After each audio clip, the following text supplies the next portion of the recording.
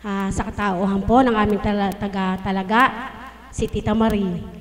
Pinupuri ko't pinasasalamatan po ang Panginoon. Habang hindi ko po nakakausap ang aking inang pastol, si Mother, na patuloy pong gumagabay sa aming mga kawan. Kapag po wala kaming tema, wala man po siya dito, hindi man po daw namin siya nakakausap. Pwede po kami kay Mama Beth lumapit. Ganyan po siya kaunawa at mapagmahal. Kaya kanina po, nakita ko po si Mama Beth doon, tinext ko po. Bigyan niyo muli ako sa patnubay ng Ama ng tema. Nais ko po munang sabihin, basahin upang mawabaan po natin. Ang magiging pagsapo ng ating tema ngayon ay isang hiwaga. Sa patnubay po ng Ama, bahala na po siya kung sino po ang aking matawag. Alam ko naman po, hindi po kayo pababayaan ng Diyos. Ito po ang aking magiging pagsasalusaluhan po natin. Si Jesus ay gumawa ng maraming hiwaga nang siya ay nasa lupa. Nagpagaling siya ng iba't ibang karamdaman at nagpakain ng libo-libo sa pamamagitan ng tinapay at 2 isda. Sa araw-araw nating pamumuhay, wala man siya dito sa lupa, ay patuloy pa rin siyang kumikilos at gumagawa ng hiwaga. Anong malaking hiwaga ang ginawa sa atin ng Panginoon? Ang tema po natin ay hiwaga. Nais ko muna pong tawagin sa patnubay po ng Ama ang aming kapatid ng may kaarawan na si Tita Dory.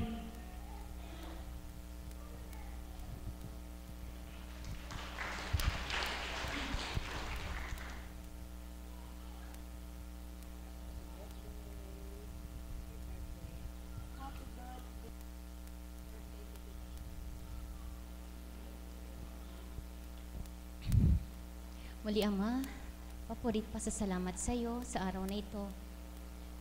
Sa kalooban mo, ako ay muling tumayo sa harapan ng mga kapatid ko upang hindi magbahagi, kundi magpurit, magpasalamat sa iyo sa araw na ito. Salamat, Ama ko, sa kalakasang kalusugan at winay-alay mo, lalo't higit sa pagtitiwala mo. Hindi man karapat-dapat, Ama ko, subalit ako ay isa sa napili mo upang maglingkod sa ugasan mo. Walang hanggang papurit pasasalamat sa iyo o dakilang Ama ko ang ibinabalik ko sa iyo. At papasalamat po ako sa Ama sa araw na ito. Salamat sa Kanya sa isang taon na muli ay nakasadsad ako. Salamat sa Kanya na patuloy sa patnubay at gabay niya na nagbibigay ng kalakasan sa kabila ng mga pinagdaraanan, subalit patuloy na kalalaban, sapagkat kailanman ako'y hindi niya pinabayaan. Salamat sa Ama, purihin siya.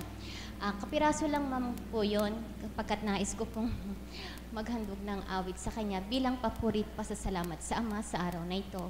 25 na po ako ngayon.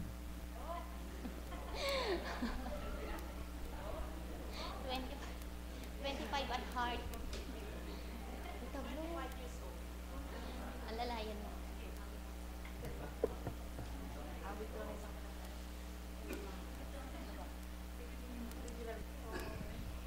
Di man po mainam ang tinig, subalit batid ko at nawa maging kalugod-lugod sa Ama ang awit kong ito. Ito po ang nais kong iparating sa Kanya.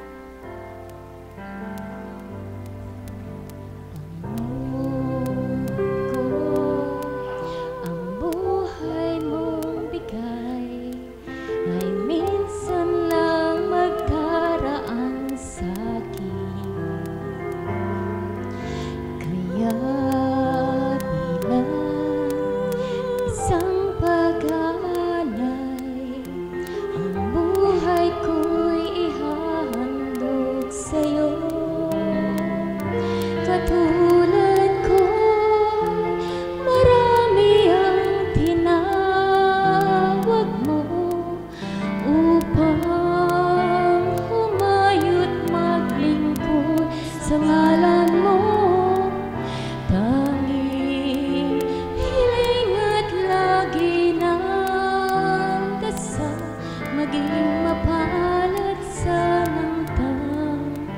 gabi. Turo mo maging bukas pala, matutong mamuhay ng banal. Yakin lang isang pag-aalay, ang buhay ko'y ihahandog sa'yo. Katulad ko, marami ang tinawag mo upang humayo't maglingkod sa ngalan mo. Tanging hiling at lagi ng dasal, maging mapalad sa nantang gabi. Tanging pangarap ko, sana'y bigyang daan, sa landas ko'y hawiin ang buhawi at kulong, ang ulap na nagsisilbing dilim sa langit ko. Nawin ang gawin mo, lahat sa buhay kong tikat, mula sa pagkakasadla, ako'y muling libangan mo, at tumasa kang maglilingkod sa'yo. Tanging pangarap ko, sana'y bigyang daan, sa landas ko'y hawiin ang buhay at kulong, ang ulap na nagsisilbing dilim sa langit ko. Tunayan at gawin ang lahat sa buhay kong tikat, mula sa pagkakasadla, ako'y muling ibangon mo, at tumasa ka, at tumasa ka,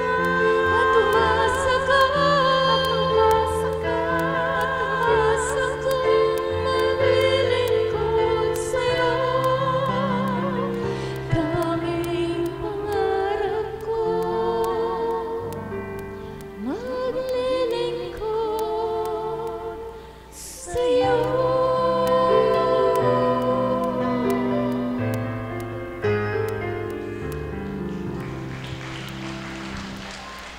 Ama, salamat sa'yo.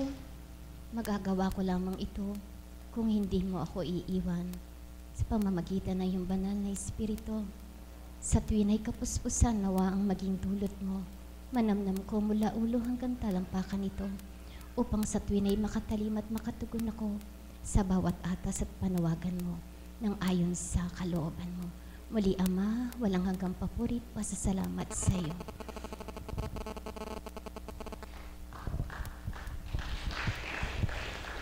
Tuloy nga pong kahiwaga ng Ama. Amen po ba? Sa kay Tita Dory po, marami pong hiwaga ang binigay ng Diyos. Bilang isa siyang lingkod, sa dako pong ito, tunay nga pong pinagalak siya ng Ama. Sa bawat araw na hiwagang pinadadama, lahat ng bagay, problema man o pagdadalisay, patuloy siyang lumalaban sa bawat araw, sa pananalig at pagtitibay niya. Hindi siya pinababayaan ng Diyos. Amen po ba? Palakpakan po natin ang Panginoon. Ang susunod ko pong tatawagin, bagamat nawalay man po siya, nagtrabaho po siya sa ibang bansa, subalit hindi pa rin po siya nakalimot. Patuloy pa rin ang kanyang panalangin. Nandun man siya sa bansang Taiwan, tumatawag pa rin po siya sa ating mahal na Apo Kunching at kay Mother. Patuloy po siya nagpapadulog. Kaya ito pong kapatid po namin na to, ay anak po siya ng isa ding alagad na si Tita Emma. Kaya tinatawagan ko po ang kapatid namin si Emily Miranda.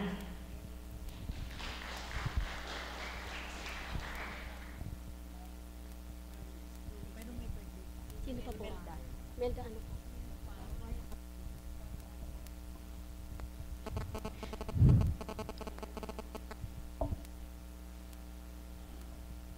Buhay po ba ang Diyos? Sa ating pong mga kapatid na naririto po ngayon, alam ko pong lahat po sa atin ay nagmimiti ng hiwaga ng Diyos. Subalit, ano nga po ba yung hiwaga ng Diyos na ibinigay po sa atin ating mahal na kapatid na pagkasalusaluhan natin ngayon? Masasabi po ba natin sa ating sarili na mahiwaga ang Diyos kapag nakakaramdam ka ng malubhang karamdaman? Masasabi po ba natin sa ating sarili na mahiwaga ang Diyos kapag napakaraming problema ang ating pinagdadaanan? Masasabi po ba natin na mahiwaga ang Diyos kapag pinapasakitan tayo ng ating kapwa? Bawat isa po sa atin, kaya po nating sagutin yon sa ating mga sarili. Sapagkat tunay nga pong mahiwaga ang Diyos. Ano man po yung pinagdadaanan natin sa buhay, ano man po yung ipinapanalangin po natin sa Kanya, nandyan po yung kasagutan na mahiwaga po siya. Sa pagsilay po ng araw, sa bawat po ating mga nakakamtan, ano man po yun, maliit o malaking bagay, isa po yung kahiwagaan ng Diyos. Kapag po tayo nakalasap ng mga biyaya, agad po nating iisipin na kahiwagaan po yun ng Diyos. Subalit kapag po tayo dumadana sa mga pagsubok sa ating buhay, isipin po natin na pinababayaan po tayo ng Diyos, subalit mali po tayo. Dahil sa bawat araw po, niyayakap po tayo ng Diyos, na kaya po niya tayo pinapahintulutan na magkaroon ng mga karamdaman, pinapahintulutan na magkaroon ng mga pagsubok sa buhay, sapagkat upang ipakita niya sa atin kung gaano po siya kahiwaga. Buhay po ba ang Diyos? Nararamdaman niyo po ba na sa mga sandali pong ito, kumikilos po ang hiwaga ng Diyos sa inyo pong mga katawan? Tunay nga pong napakahiwaga ng Diyos, sapagkat nung pinahintulutan po ako ng Ama ng mga ibang bayan na makipagsapalaran, noong unang araw po na tumungo po ako sa simbahan po doon, isa po nung na nakita ko po sa monitor po, na nandun po ang larawan po ng Diyos. Sa imahen lang po yun na pang tao. Nandun po ang isang ibon.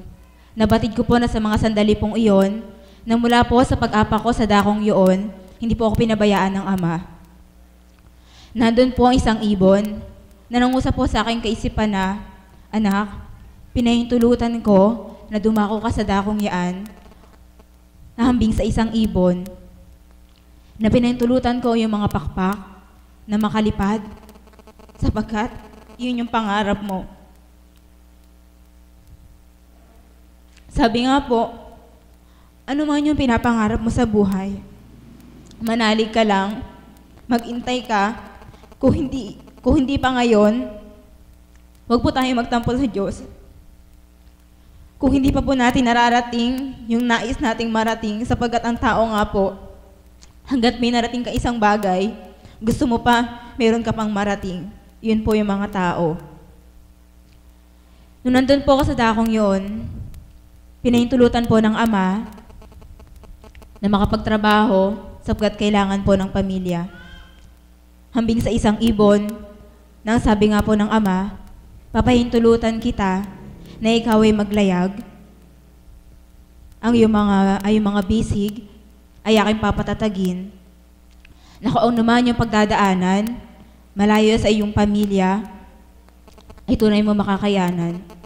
Minensahe po yun sa akin, ng mga alagad na ginamit po ng Panginoon, ng mahal na Apo Conching, na kaya po ang bawat alagad na tumatayo dito sa hanapan ninyo, pagtiwalaan niyo pong tunay, na isang espiritu po sa kanilang nananahan. Na kung ano naman po ang tinuturan niya sa inyo, ang kininyo lang po, hindi man po maganap sa ngayon, subalit, sa kaparaanan po ng Ama, sa kahiwagaan po ng Espiritu Santo, ipagkakaloob niya po na maganap yon sa takdang panahon, at sa pag nakikita po niya kayo na nagbabata, hindi po tayo pahabayaan ng Ama. Manaka-naka, kadalasan, paminsan-minsan, pinapahintulutan po niya na tayo lumuha. Subalit, nandiyan po lagi ang kamay ng Ama upang sumalo sa ating mga bisig kapag tayo nanghihina, sumalo sa ating mga luha kapag nais itong pumatak at magsabi sa atin na magtibay ka anak. Magtibay ka. Sapagkat isang patunay nga lang po na mahiwaga siya. Kung paano ang kahiwagaan ng Ama mula ulo hanggang talampakan ni pinagkakaloob po sa atin. Kaya po, sa ating pong lahat na may dinudulog po sa Panginoon, na may inilalapit po tayo sa Panginoon, huwag po nating banggitin sa tuwina na, Ama, kailangan ko to. Ama, gusto ko ng ganon. Ama, napakarami nating hinihiling sa Kanya. Subalit sa bawat araw po, ang hilingin po natin sa Panginoon, bigyan po niya tayo ng kagalakan. Kagalakan na nagmumula po sa Kanya, sapagkat pag nadama po natin yung kagalakan na nagmumula sa Panginoon, kahit di na po tayo humiling sa Kanya. Sapagkat pag masaya ka, nandun yung anumang bagay na ipagkaloob sa'yo ng Ama, anumang hiwagang ipakita niya sa'yo, masaya ka na, kontento ka na, kung ano yung nakikita mo, kung ano yung pinagkakaloob niya sa'yo. Kaya po sa ating lahat, ang masasabi ko lang po, patuloy po tayong kumapit sa Ama. Patuloy po nating hilingin sa Panginoon na hawakan po niya tayo, sapagkat sa ganang pong pagkatao, kaya po nating makabitaw sa Panginoon. Subalit, kapag po nasa Panginoon ka na, at hinihingin mo po sa Panginoon na hawakan ka niya, kahit saan ka po makarating, nangangako po siya na hindi po niya tayo pababayaan. Yun lamang po at marami pong salamat.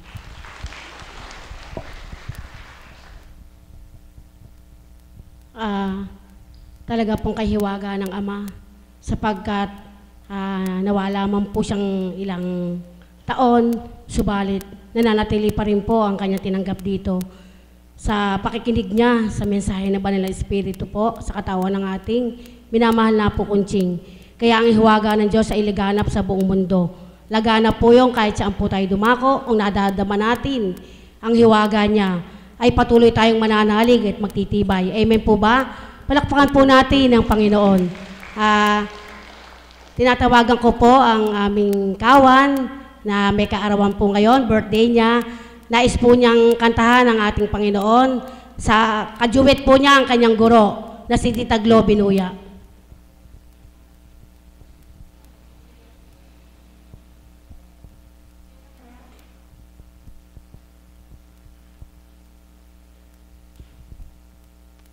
Papurit pasasalamat po sa iyo, Diyos amang dakila. Maraming salamat po sa araw na ito na napakadakila para sa akin at napaka-special. Ngayon pong araw na ito, ipinagdiriwang ko po ang aking 46 na kaarawan na nakarating po akong maluwalhati sa edad na ito. Sa gabay at patnubay mo, Ama, maraming salamat po. Ayoko po lumuha, pero ano po, luha po ng kagalakan ito. Okay, yung aawitin ko po kanina sana, yung pong inaawit ni kapatid na Dory. Sana nga po magduduet kami ni kapatid na Marisa kasi matagal na po namin pinapractice ni kapatid Marisa ito nung pa pong birthday na aming shepherd na ni Tita Maris. Kaya lang po, yung pong tema ngayon, alam ko rin po yung awitin na yon. Kaya yung pong tema ngayon, siya na lang pong aawitin ko. Mahiwaga ang buhay ng tao, ang bukas ay di natin piho,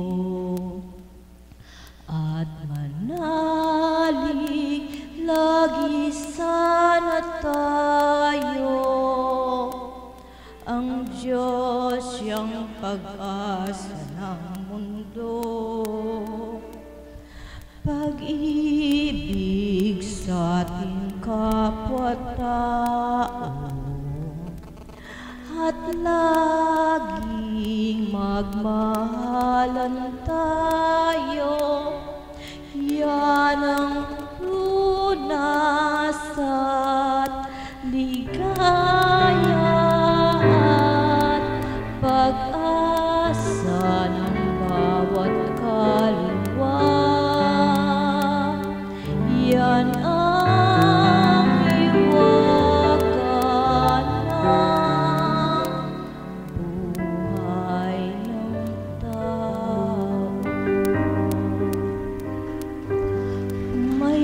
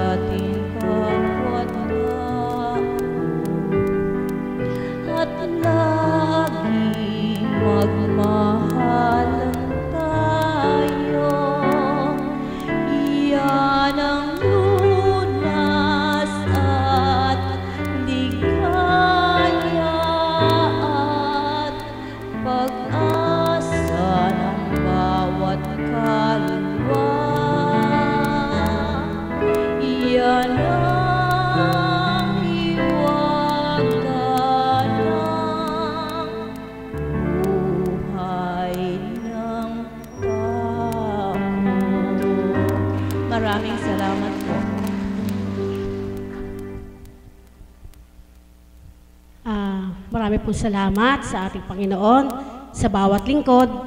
Patuloy pong pinadadama ng Diyos ang hiwaga. Kaya po, manalig lang po tayo sa bawat araw at magtiwala na hindi po niya tayo pababayaan. Yung kapatid po namin na yan, talaga po, nadadama daw po niya lagi ang hiwaga sa kanyang Diyos. Kaya patuloy po siyang kumakapit at lumalapit sa ating Panginoon. Sa pakikinig po niya ng mensahe ng Banal na Espiritu sa katawan po ng ating minamahal na Apo Kunching. Amen po ba?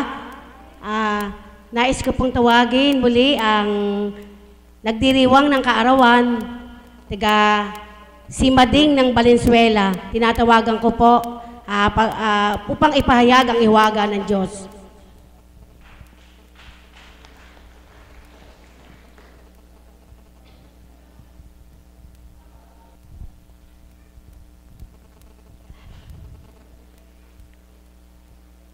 Ama, ikaw po ang manguna sa akin. Maraming salamat po sa hapong ito at dinala mo ako dito. Ikaw ang manguna sa akin at ako po ba ang Banal na Espiritu upang mapahayag ko ang kahiwagahan mo. Amen. Magandang umaga po sa pahapong ito. Bagamat hindi po ngayon ang karawang po, bukas po. At pumunta na po ako rito dahil sa kadahilanan na hindi po ako makapunta bukas. Kaya po ako'y magpapasalamat na sa Panginoon na inuna ko na po na magpasalamat sa Panginoon. Kaya nandito po ako kahit na bukas pa po ang aking kaarawan. Hiwaga ng Panginoon. Sa dating buhay ko, ano man ang hiwaga na ipinakikita sa akin ng Panginoon, ay hindi ko makita. Ngunit magmula nung ako'y nadako dito sa Dambanang Banal, bahagya lang na kahiwagahan ng Panginoon ay nakikita ko. Marami na akong napagdaanan na binigay ng kahiwagaan ng Panginoon. Nung 24 years pa lang po ako ay nag-50-50 ako. Dalawa kami na nagkasabay sa ospital. Ngunit sa kahiwagaan ng Ama, ako ang unang pinadampot sa mga doktor. At ako po ang nabuhay. Yung isa pong kasabay ko ay siya po ang namatay dahil kukunti lang po ang doktor doon sa ospital na yon. Ang sabi nga po ng doktor, magpasalamat ka sa Panginoon sapagkat ikaw ang aming naunang inopera. Sabi niyang ganyan sa akin. Nagpasalamat po ako sa Panginoon dahil sa kanyang kahiwagaan. Ilang beses na po akong nag-50-50 dahil nung yung pong bunso ko na dinadala ko dito na may kapansanan, nag-50-50 rin po ako doon. Ang kahiwagahan ng Panginoon ay andito pa rin po ako, nakatayo sa inyong harapan. Salamat sa Panginoon sa kahiwagahan niyang binibigay niya sa akin. Inabot ko ang edad na ako po ngayon, bukas, 63 na po ako bukas. Kalakasan na ibinibigay niya sa akin. Salamat sa Panginoon. Napakadakila niya sapagkat bagamat maraming pagdalisay,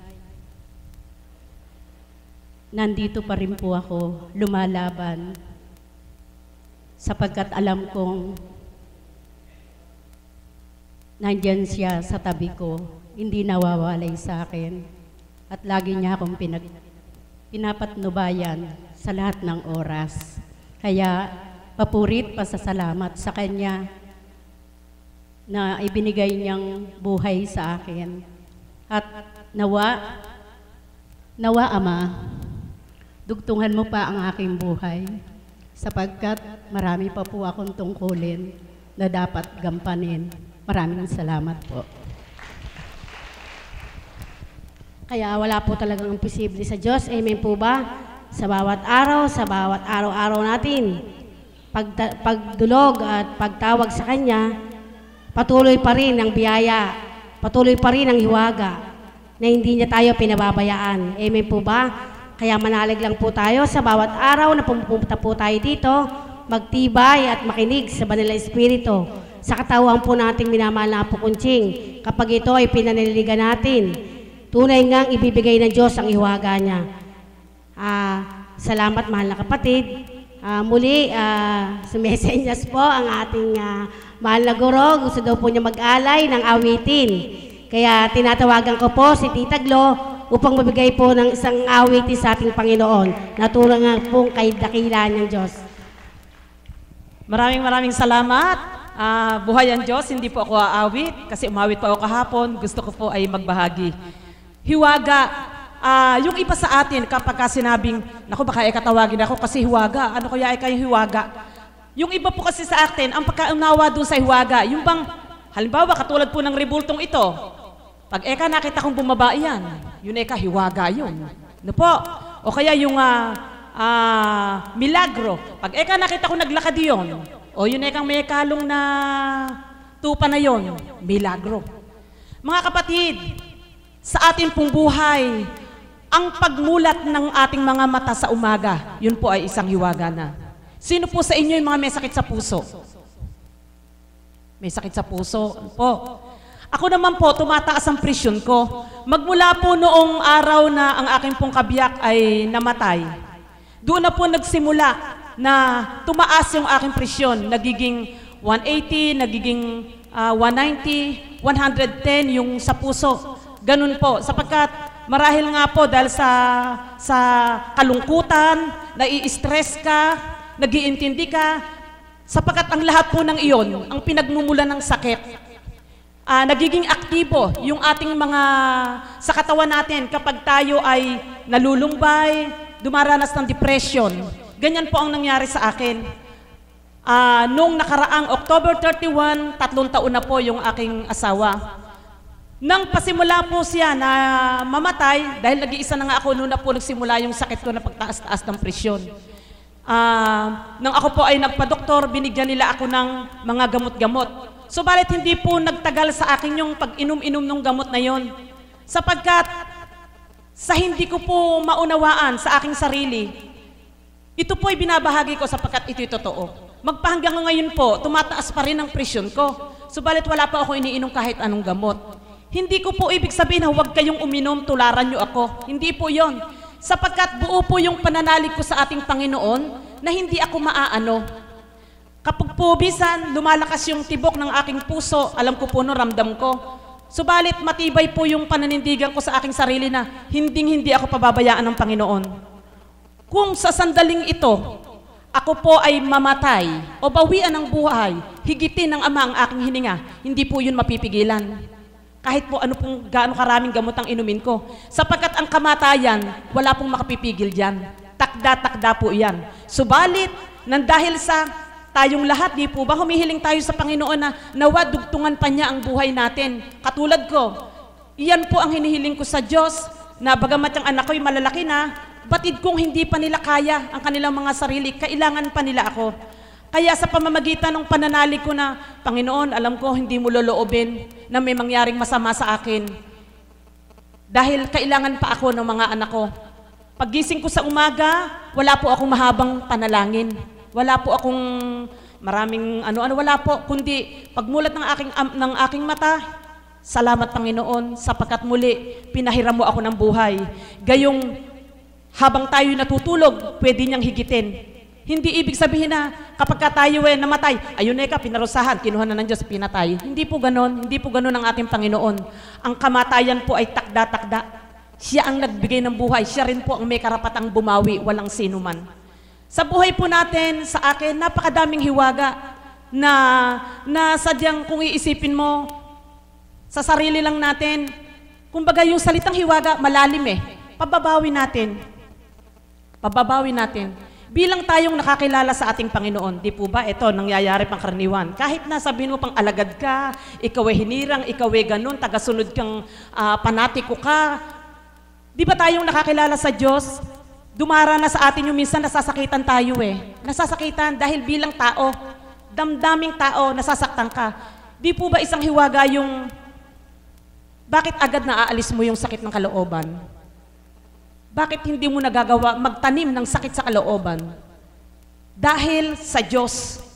Yun ay dahil sa hiwaga na ibigay ng Panginoon sa iyo, nabigyan ka ng ganong pandama.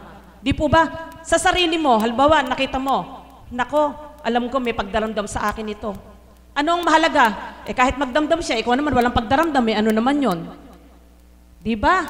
Bahala siya. Kung may pagdaramdam siya, bahala siya, basta ikaw sa sarili mo, ikaw ang humingi ng ano sa Panginoon. Sapagkat lahat naman tayo nagkakasala sa isip, sa salita, ano pa kaya kung gawin mo? Lahat po tayo, dahil wala naman pong perfectong tao sa atin. Kapag sinabi natin, hindi ako nagtatampo, hindi ako nagtatanim ng samalo, sinungaling ka. Di po ba? Sapagkat pinagdadaanan natin lahat yan. Ang kaibahan nga lang po nung meron kang pakilala sa Diyos, hindi mo nagagawang itanim sa puso mo. Yung hinanakit, yung pagdaramdam, sapagkat pag itinanim mo sa puso mo yan, sisibol yan, susuhol, magsasanga, mamumunga. Subalit, dahil sa hiwagang tinanggap natin sa Panginoon, ano nangyayari sa atin? Meron tayong hinanakit sa kapwa natin na papawi. Bakit? Sapagkat naalala natin ng Diyos Sabi nga, ang masakit sa iyo, huwag mong gawin sa kapwa mo. Bagamat ito'y pangkaraniwan nangyayari sa atin. Sabi ko nga sino ba yung taong pwedeng magsabi na, hindi, ako ano na ako, okay na ako, perfecto na ako, ganito na ako, lahat na yan, nang makilala ko ang Panginoon naiwasan ko na. Hindi po Nandoon yung ating pagsusumikap sa puso natin dahil ayaw natin na tayo ay malihis. Kaya yung salitang hiwaga, yun lang hiwaga na nagaganap sa buhay natin. Hindi natin kailangan na hintayin pa yung mga rebulto na yan na bumaba at magsalita sa iyo.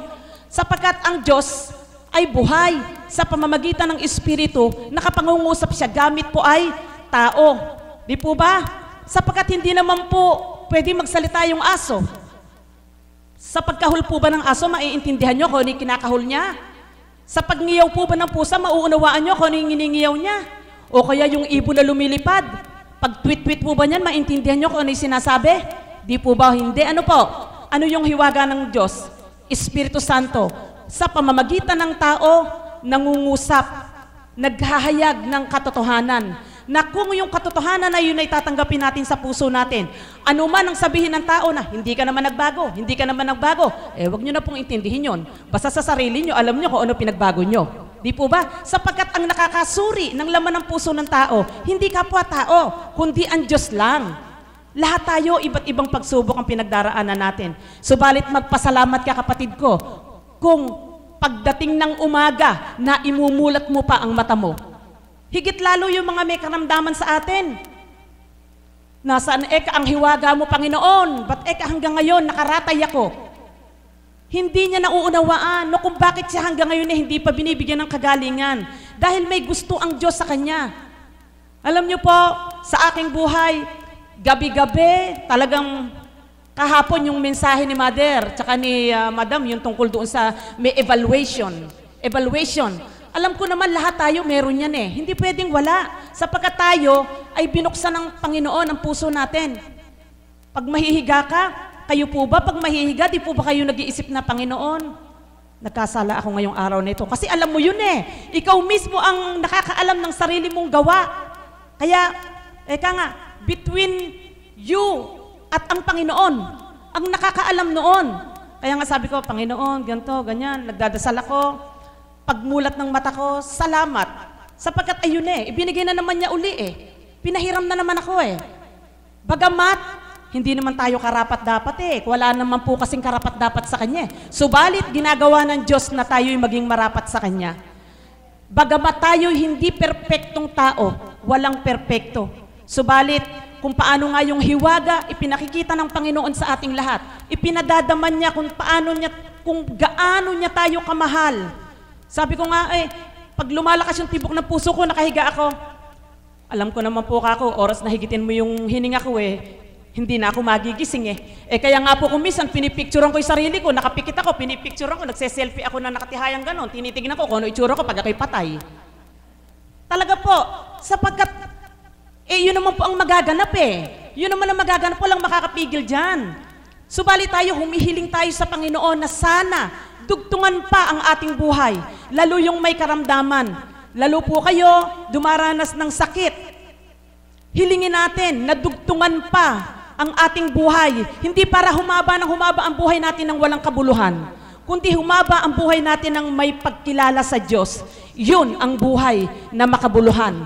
At yun ang tunay na hiwaga ng ating Panginoon na biyaya sa atin lahat na maramdaman natin na siya ay buhay, na siya ay mapagmahal, siya ay mahabagin, bagamat tayo ay mga makasalanan. Maraming salamat po. Talaga pong pinapakita ng Diyos sa bawat araw ang kahiwagaan niya. Tunay nga po yung binahagi ni kapatid na Tita Glo, sa bawat araw nga po, ipinadadama sa kanya ng Diyos. Amen po ba? Buhay po ba ang Diyos? Kaya alam niyo po ba, bawat po pasyente at tagasunod na nilalapitan po ng ating minamahal na po Kunching, sa bawat pagdampi po ng kanyang mga kamay, alam niyo po ba, si Mami Beth, si Tita Mirna at si Mother, kapag po nilalapitan ng mahal na po Kunching, tinitingnan ko po sila. Sila po tumatayo at talagang pinagdadasal po nila kayo. Sige, tumayo ka, lumabang ka. Talaga po yung parang gigil na gigil po sila na makalakad po kayo. Yun po yung pananalig nila doon kahit nandun po sila sa gilid. Nakikita ko po yung kanilang espiritu na tinutulugan po nila ang mahal na po Kunching. Si Mother po, maampas pa po talaga. Anak, lumabang ka. Eh pag hindi po kayo tumatayo, nalulumpay po sila. Sabi, bakit ayaw mong tumayo? Nangihinayang po sila. Kasi bawat po puntahan kayo ng mahal na Apo Kunching, hindi po siya yun eh. Alam niyo po ba, ang Panginoon po yun. Yun na po yung hiwaga ng Diyos sa atin. Kaya minsan po pag may nagtatanong, bakit daw po araw-araw napakarami nagpupunta dito? Ba't po natin hindi kayang ipahayag? Eh siyempre po ang hiwaga ng Diyos, nadadama natin. Amen po ba? Kaya hiyasik po natin, ibalita po natin kahiwagaan ng Diyos. Ibigay po natin ang sarili natin kung ano po may nadadama natin. Hindi naman po tayo patay para hindi natin maipahayag. Amen po ba? Kaya sa bawat araw po, alam niyo po ba? Kaya po natutuwa po ako sa tatlo po na yan talaga. Si Tita Mirna talagang gumaganyan po yung kamay niya. Si Mami Beth, I trust in you, God, gagaling ka. Si Mother po, pumipikit pa yan, ginaganyan ng paa. Tumatalong po yan kapag po tumatayo kayo. Talaga po yung dampi ng mahal na Apo Kunching, panaligan nyo. Sigurado po, pag uwi nyo, magaling na po kayo. Amen po ba? Kaya palakpakan po natin ang ating Panginoon. Kaya bawat araw po, ginigising po tayo ng Diyos sa pamamagitan po ng taong kinalugdan ang ating mahal na Apo Kunching. Buhay na po ba tayong lahat? Kaya po tinatawagan ko po, ang ipapahayag po niya bilang isang alagad siya, bilang isang lingkod, ang kahiwagaan ng Diyos sa bawat araw. Kaya po, tinatawagan ko po ang amin architect pang isa na si Tita Marie de la Cruz upang ipahayag po niya ang hiwaga ng Diyos.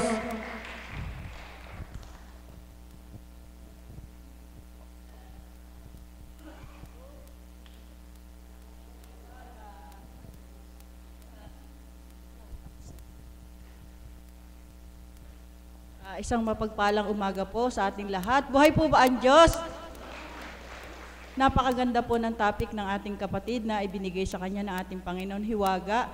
Sa lahat po ng nagbahagi kong mga kapatid, tunay nga po na ang kahiwagaan ay ating nakakamtan sa bawat araw. Amen po ba? Ang hiwaga po, sabi nga po, bago natin kamtin ang hiwaga sa ating Panginoon, maniwala muna po tayo sa Kanya. Amen po ba? Sapagkat lalo na po sa ating may mga karamdaman, minsan nais natin gumaling muna tayo bago tayo maniwala sa Kanya. Ang sabi po ng ating Panginoon, maniwala tayo at ang hiwaga ibibigay sa atin. Palakpakan po natin ang buhay ng Diyos. Sa bawat araw po naming mga alagad na narito, na hinirang ng ating Panginoon sa katauhan ng ating mahal na Apo Kunching, hindi po siguro kami magtatagal dito ng napakarami ng taon kung wala kaming hiwagang nakamtan sa dakong ito. Amen po ba? Sapagkat sa bawat araw na dumaraan sa aming buhay, samot-sari ang mga balakid na aming pinagdaraanan. May na pinahintulutan ng ating Panginoon na maganap sa amin sapagkat Hindi naman po nanggagaling sa ating Panginoon yon, kundi sa kalaban. Ang sabi nga po ng Banal na Espiritu kahapon, ang mga pasakit ay galing sa kalaban. Subalit, napakabuti ng Panginoon na minsan, pinahihintulutan yon upang ipakita ng ating Panginoon ang hiwaga niyang gagawin sa atin kung tayo ay maniniwala at magtitiwala sa Kanya. Amen po ba? Palakpakan po natin ang buhay na Diyos. Pagmulat po ng ating mata sa umaga, yun po ay isang hiwaga na ating nakamtan mula sa ating Panginoon. Sapagkat sa pagtulog natin ng 12 oras, 8 oras o 6 na oras, marami na pong magaganap sa mga oras na yon. Subalit dahil sa pagmamahal ng ating Panginoon sa bawat isa sa atin at sa ating panambitan sa bawat dalangin natin sa ating Panginoon, tuwing umaga po nakakamtan natin ang hiwaga sapagkat buhay pa po tayo, malakas tayo, nakakarinig tayo, nakakakita tayo. Ibig sabihin po, kumpleto po lagi ang ating buong pagkatao.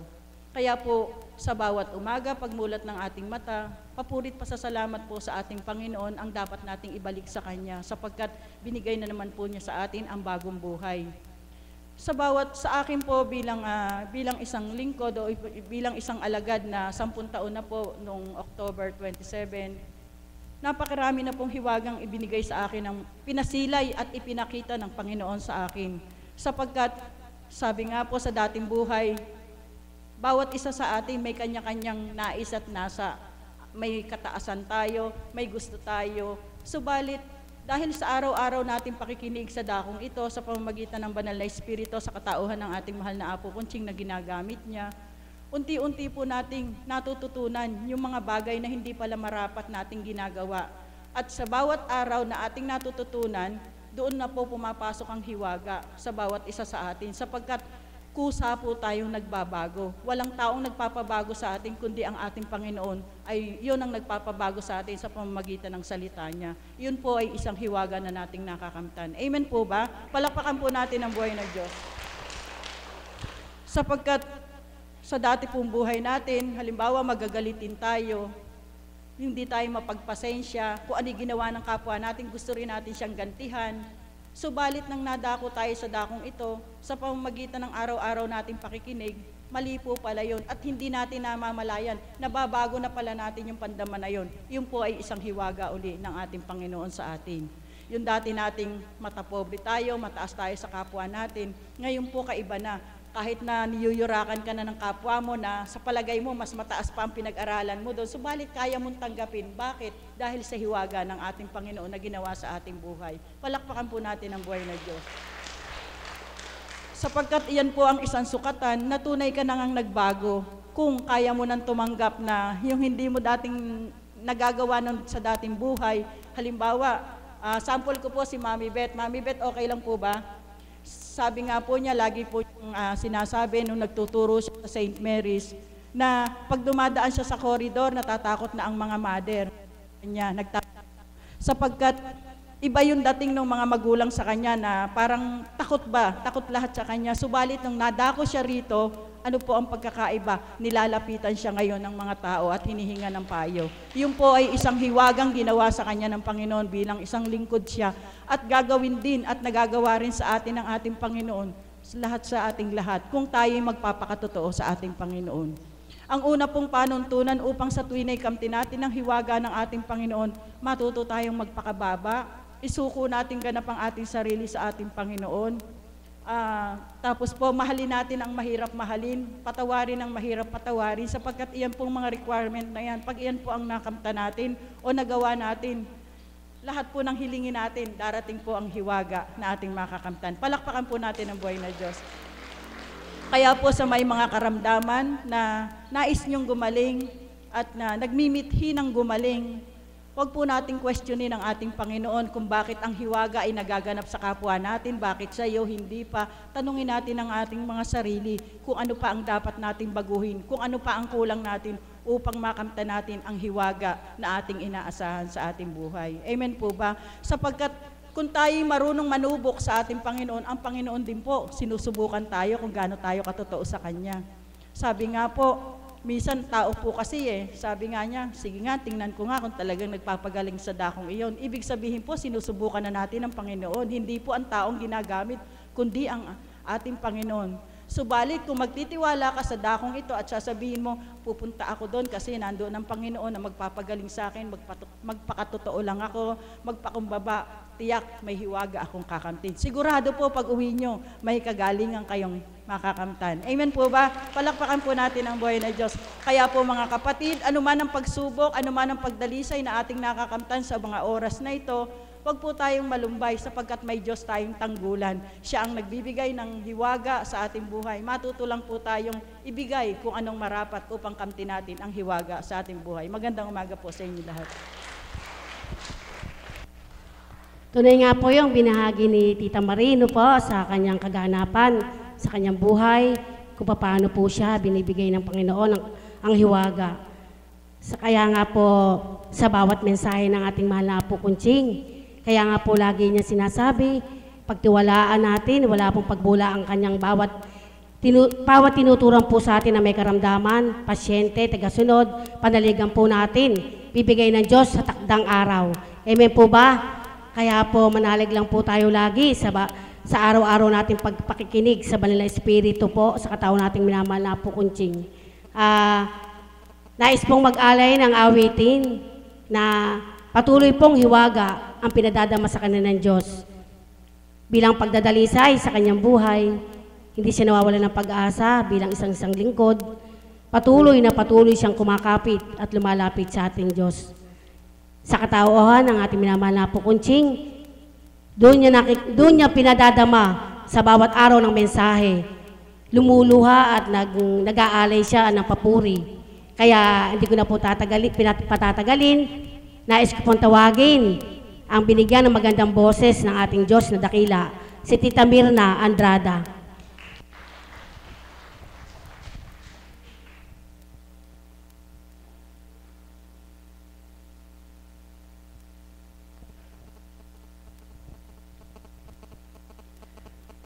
Purihin ang Diyos, salamat sa Ama at muli po ay mapagpalang umaga po sa ating lahat.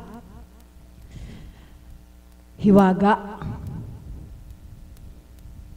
Sa akin pong buhay, ang pagtindig ko po sa bawat araw ay isang hiwaga. Totoo po ang sinambit ng ating kapatid, kung paano ang hiwagang iyon ay nararamdaman ko kapag nag-aalay ako ng papuring awit sa Kanya. At sabi ko, hiwaga, sa tuwina, nais ko po kapag may tema, maangkupan ko po ng awitin. At inawit po ng isang kapatid natin yung awiting mahiwaga. Sabi ko, wala na akong maiangkop. Sabi ko sa kapatid na Mami Beth Chico, ano po kaya ang maawit ko? At ito po ang idinatal ng Espiritu. Maaari po bang pakisearch? Sabi ko po sa kanya. At sa isang iglap naman po ay binigay ng Ama. Kaya kahit po luma ang awiting ito, hindi ko po ito memoryado. Kaya kung ano man po ang maging kaukulang kaganapan, nawa po ay magalak ang bawat isang makikinig. Sa Diyos ay walang imposible. Ang imposible ay magiging posible sa Kanya kung paano nga po ang sinabit ng kapatid. Magpahanggang ngayon, narito ako, may galak, malakas, sa kabila ng pagdalisay, ayaw ang nagsisilbing lakas para sa akin. Patuloy kong nararamdaman ng hiwaga ng Diyos sa buhay ko para po sa ating lahat. To dream the impossible dream, to find the unbearable hope, to bear with unbearable sorrow,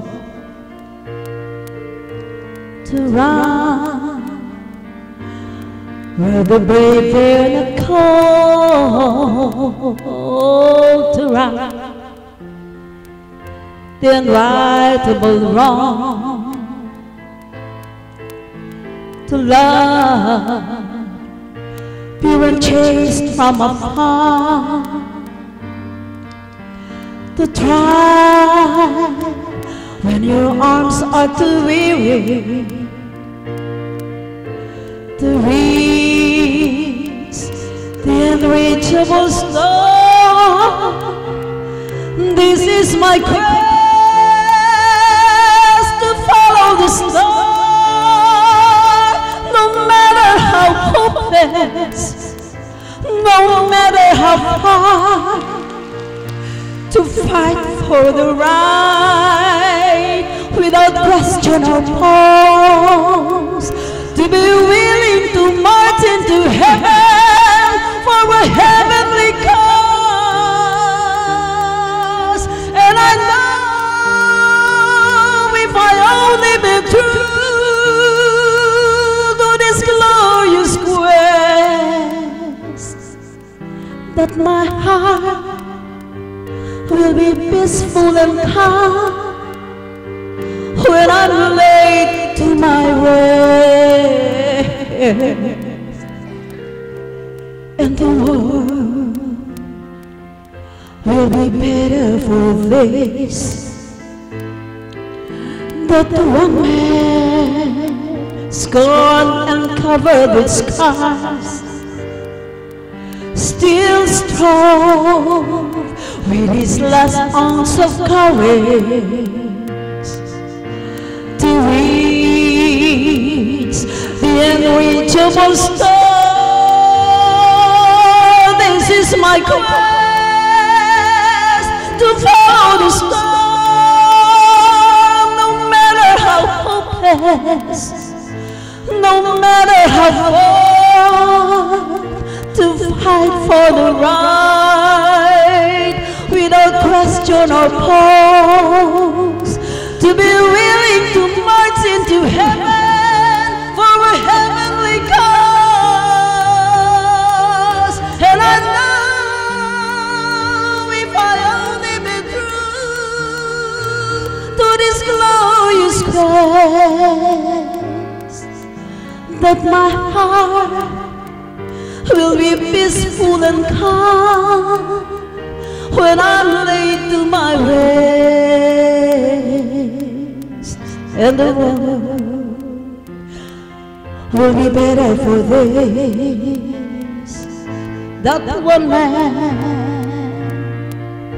scorned and covered with scars, still strong with his last ounce of courage to reach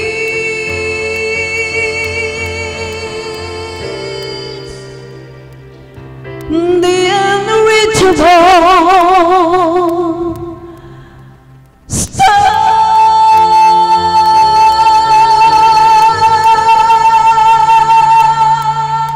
Salamat po, Ama. Salamat po.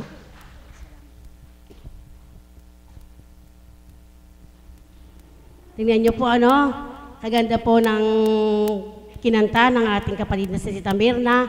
Tuloy nga pong hiwaga ang Diyos na bumabalot sa kanyang katauhan. Amen po ba? Palakpakan po natin ang Panginoon. Wala pa po ang ating minamahal na po Kunching. Ito pong tatawagin ko sa kabila po ng kanyang pagdadalisay sa bawat araw bilang inang aking pastol.